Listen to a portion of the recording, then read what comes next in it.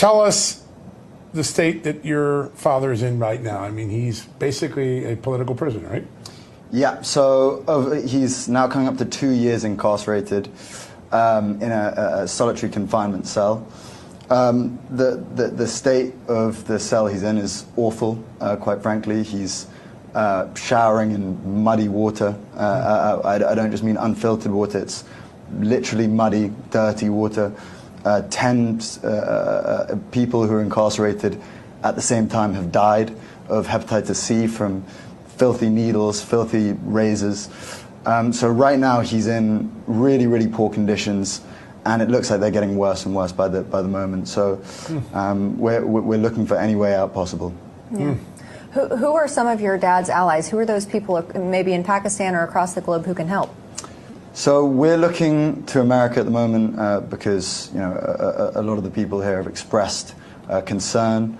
It seems like it might be the only kind of route out at the moment, because it seems like the establishment over there aren't responding to the UN or Amnesty International's statement saying it's an unlawful incarceration. So we're looking to America at the moment.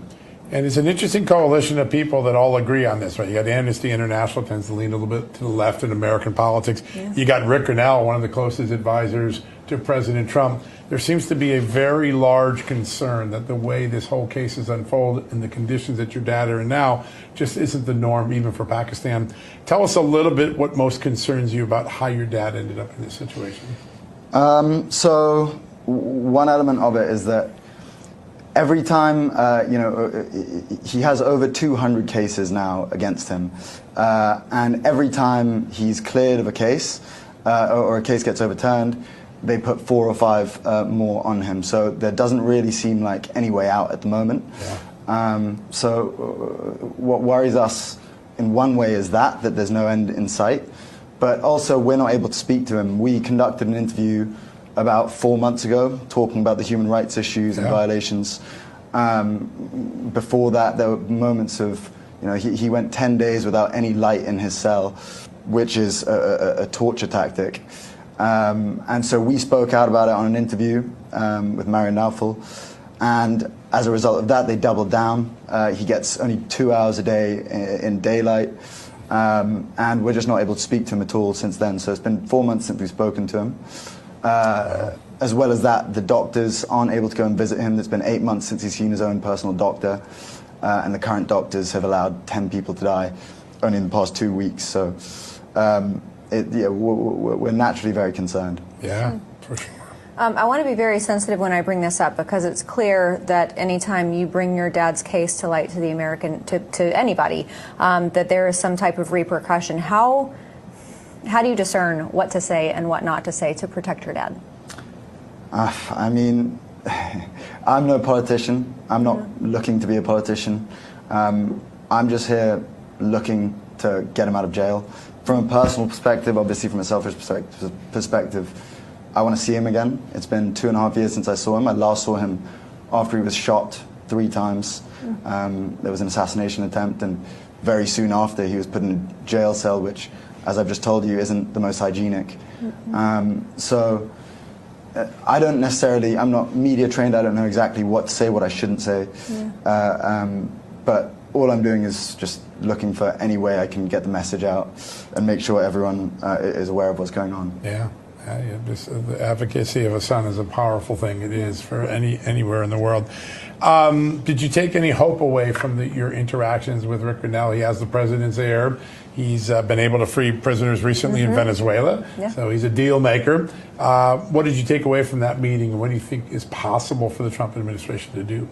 I mean, Grinnell was he was very kind to kind of spend some time with us. He's we spoke at length, and I won't get into details about what we spoke about, but very hopeful. I'm very, very hopeful from that. Wow, that's great. That's a big development. Who has jurisdiction over the courts in Pakistan?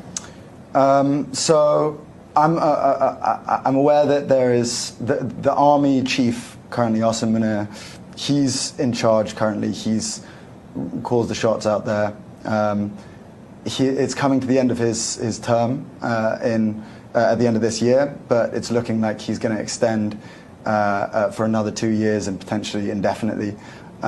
So over there, it's sort of looking like a dictatorship of sorts.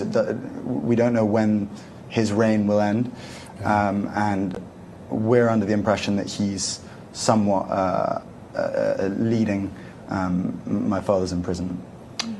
Your father was elected by the will of the people. Yeah. He's endures an assassination attempt and then this whole turn of events. When you look back at it, why do you think the establishment turned on him the way they did? I mean, it's all speculation, to be honest. I wouldn't be able to give a definitive answer, but potentially power. But as you said, he won the election from a prison cell with a two-third majority. So pretty remarkable. On one side, it's me and my brother plead from a personal perspective, but the 250 million people in Pakistan also deserve to have their voices heard. They voted him in, and even with vicious rigging, to the point where they removed the cricket bat, which was the symbol of synonymous with my father. Sure. In a country with a high illiteracy rate. Days before the election, they turned off the power the day of the election, right. So there was no internet connection. The amount of underhand tactics they used before the election to rig it against his favor. And still he wins. Yeah, and still he managed to win. Yeah. But they should be heard as well, the people of Pakistan as well as us. Yeah.